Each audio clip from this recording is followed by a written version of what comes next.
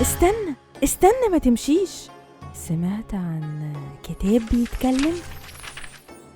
طيب عن فانوس جواه أرواح من الماضي في رمضان لسه شوية من سحر آتي. يا عم المسحراتي، أساطير أساطير.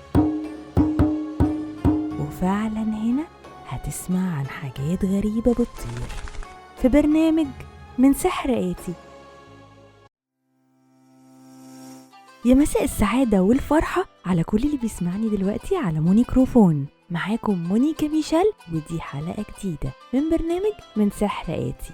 اللي هيسمعنا دلوقتي هيعرف ان احنا مع اول خبطة طبلة هنروح نعيش سحر أسطورة رمضانية جديدة من تراثنا العربي زمان. طبلة النهاردة بتقول لنا حكاية عن لوحة، بس مش أي لوحة، لوحة بتترسم لوحدها. النهاردة هنرجع بالزمن لورا قوي وهنروح لزقاق قديم بالقاهرة.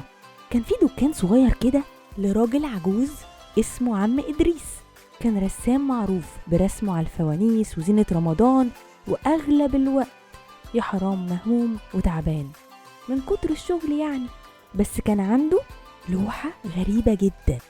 كل ليلة لما يقفل الدكان ويرجع الصبح يبص ويتصدم، عشان كان بيلاقي فيها تفاصيل جديدة ظهرت عليها لوحدها، كأن كان في حد بيرسمها وهو شخصيا مش موجود في الدكان. في الأول افتكر إنها ممكن تكون مجرد انعكاسات النور، أو هو تعبان من ضغط الشغل ومش شايف كويس يعني. بس لأ، لاحظ إن التفاصيل كل ليلة بتزيد. مأذن صغير، أناديل منورة، وكمان أشخاص ملامحها مألوفة بالنسبة له لكن مش فاكرهم خالص.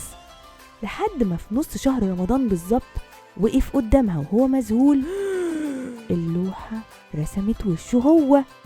غريبة، بس اللي استغرب له بجد إن وشه في اللوحة كان بيبتسم ابتسامة عمره ما شافها على وشه الحقيقي قبل كده. فضل بقى يدقق في اللوحة لحد ما فجأة لمح خيط نور رفيع قوي طالع منها، وكأنه بيدله يمشي في طريق معين. ومشي وراه فعلا لحد ما لقى نفسه فجأة واقف قدام مسجد قديم جدا في الحارة، والدنيا كلها حواليه هادية ومفيش صوت. هناك شاف طفل صغير واقف تحت فانوس متعلق وبيبصله بعيون بريئة، وابتسم له وقال له بصوت طفولي هادي: كل ليلة كنت باجي دكانك أرسم اللوحة، مش بإيدي لأ، لكن بروحي. عم إدريس قرب منه وسأله: بس ليه رسمتني أنا بالذات؟ ابتسم له أكتر ورد عليه: لأنك الوحيد اللي كنت بتساعدني كل سنة من غير ما تسأل عني أو تعرف أنا مين. كنت بتديني تمر في السحور وتسيب لي لقمة على باب الجامع.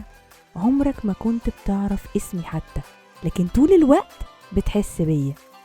وسكت الطفل لحظة كده وقال له بهدوء: لوحتك كان ناقصها جزء، إنك تشوف وشك اللي بابتسامتك الحقيقية لأول مرة، اللي تعكس روحك الطيبة من غير أي هموم ولا زعل.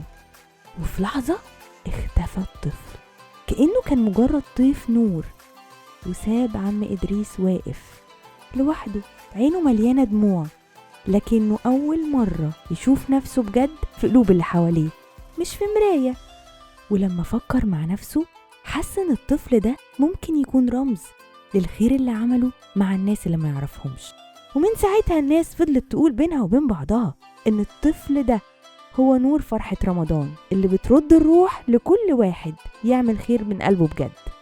انت بقى ايه الحدث الغريب اللي حصل في يومك وانت نازل مهموم وزعلان كده في اي يوم، بس حصل لك فجأة وغير مودك وشقلب يومك كله وخلاك فرحان؟ اكتب لي تحت في الكومنتس. وهنا للأسف صوت طبلتنا سكت، واستنوني بكرة في نفس الميعاد مع طبلة جديدة تاخدنا لسحر أسطورة رمضانية جديدة في برنامج من سحر آتي مع مونيكا ميشيل على مونيكروفون. من سحر آتي، من سحر آتي، من سحر آتي، من سحر آتي. هنا يوماتي من سحر آتي.